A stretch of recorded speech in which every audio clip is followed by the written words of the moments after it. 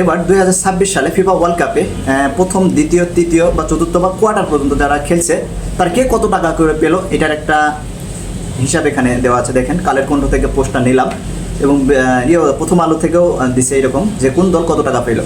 তো দেখেন আমরা একটা হিসাব করে নাকি, স্পেন তো ওয়ার্ল্ড কাপ পেয়েছে, ওই জন্য 615 কোটি টাকা, 615 কোটি টাকা। আর্জেন্টিনা প্রায় 406 কোটি টাকা, এবং হচ্ছে কি ইংল্যান্ড তৃতীয় হয়েছে, উনি 357 কোটি টাকা, এবং ফ্রান্স 332 কোটি টাকা, এবং হচ্ছে কোয়ার্টারে যারা যারা বিদায় নিয়েছে বা এরকম কোয়ার্টার খেলছে তাদের 233 কোটি টাকা।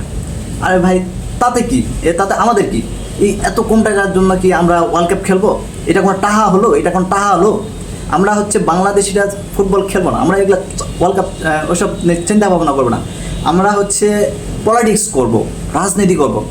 বাংলাদেশের যে পরিমাণে রাজনীতিতে যার টাকা আছে, তো এইগুলা কি স্পেন এই এত পুরো বিশ্বের মধ্যে ওয়ার্ল্ড কাপ খেলে পুরো দেশ মিলে মাত্র কয় কোটি, 615 কোটি টাকা পায়। এটা কোনো টাকা হলো? আরে আমরা যদি পলিটিক্স করি, একটা বাজেট আসলেই তো ওখান থেকে 1000 কোটি টাকা মেরে দিতে পারে প্রত্যেকটা বাজেট। এভাবে যদি 5 বছর আমি যদি বাজেট নিয়ে কাজ করি বা সংসদ থেকে বিল পাস করি, তো ওখান থেকে তো আমি 100 কোটি টাকা করে যদি মেরি, তারপরে তো আমার তো এরকম France, Spain, Argentina, England, Holland সব দেশে তো আমি একটা করে এরকম 2-4টা করে বিল্ডিং বানাতে পারবো। তো আমি এইসব ওয়ার্ল্ড কাপ খেলে বা করবো, এইসব করবো কেন? আমার খেলার সময় নেই, আমার হচ্ছে পলিটিক্স করব। আমাদের বাংলাদেশ হচ্ছে, তাহলে কি আমরা কার দল সাপোর্ট করবো?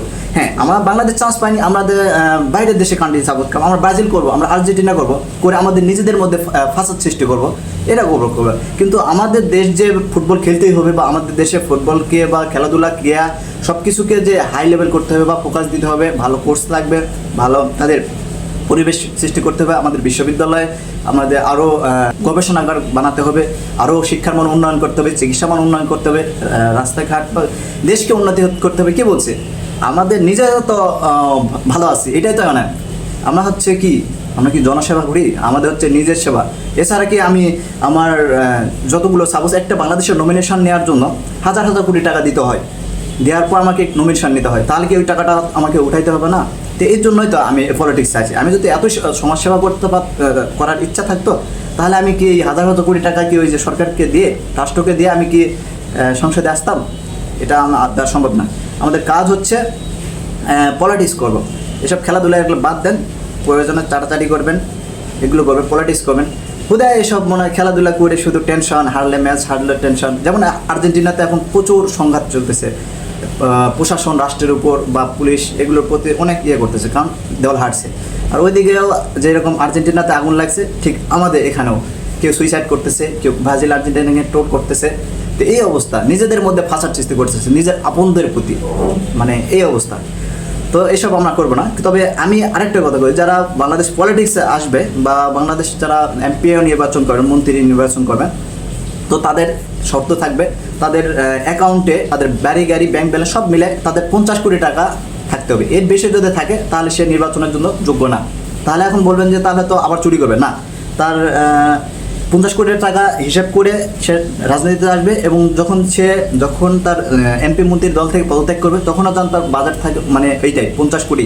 আর এর চেয়ে যদি উপরে কিছু থাকে, সব কিছু আবার রাষ্ট্রের জন্য আসবে এবং মানুষের জন্য আসবে, কারণ সাধারণ মানুষের জন্য আসবে, কারণ সাধারণ মানুষের টাকায় তো সে খাচ্ছে বা এরকম। তাই দুদক হোক আর যেভাবে হোক, তার যতগুলো সম্পদ আছে সব কিছু এগুলো হিসাব নিকাশ করে, এবং যদি 50 কোটি টাকার বেশি যদি থাকে, তাহলে তাকে দল থেকে বহিষ্কার করা এবং তাকে যাবজ্জীবন কারাদণ্ড বা এরকম একটা ব্যবস্থা করতে হবে। কারণ আজকাল যাদের টাকা আছে, সে যতটাই ঋণ খেলাপি বা খারাপ লোক হোক বা হোক, সে সমাজের যতই বড় শত্রুতা হোক, তারপরে সে টাকা আছে, সে নমিনেশন পাবে, সে আবার পরবর্তীতে সংসদে আসবে, আবার চুরি করবে, আবার বাইরের দেশে যাবে। কিন্তু এসব না করে আমাদের তাদের 50 কোটি, কেন বললাম যে একটা তার যেন 50 কোটি, মানে ধরেন 10 কোটিতে যদি তার এক পুরুষ যায়, এক জনম যায়, তাহলে 5-10 50, তার মানে 5টা পুরুষ পর্যন্ত যেন সে বসে খাইতে পারে, এরকম টাকা হলেই তো এরা। আমরা তো মাত্র বাঁচি কয় বছর, 60 বছর, 70 বছর, 100 বছর, কিন্তু তারা এমন পরিমাণে টাকা ইনকাম করে, সাধারণ মানুষের টাকা আত্মসাৎ করে, যেটা হচ্ছে তাদের কিয়ামত পর্যন্ত যদি খাওয়া হয় ওইটা, তাহলেও ওই টাকা শেষ হবে না। তাহলে আপনার কাছে এই 18 কোটি মানুষের হক আপনার কাছে রেখে লাভ আছে? ওই 18 কোটি মানুষের হক আপনি আপনার 5টা পুরুষের টাকা রাখে বাকি টাকাগুলো জনগণের জন্য, দেশের জন্য আত্মসাৎ করুন, সব কিছু ত্যাগ স্বীকার করুন, তাহলে তো না। তাহলে কি আমাদের দেশ, আমার মনে হয় না যে চীন, জাপান, সিঙ্গাপুর করতে সময় লাগবে বেশি, এটা মনে হয় না। এই হচ্ছে কাহিনী।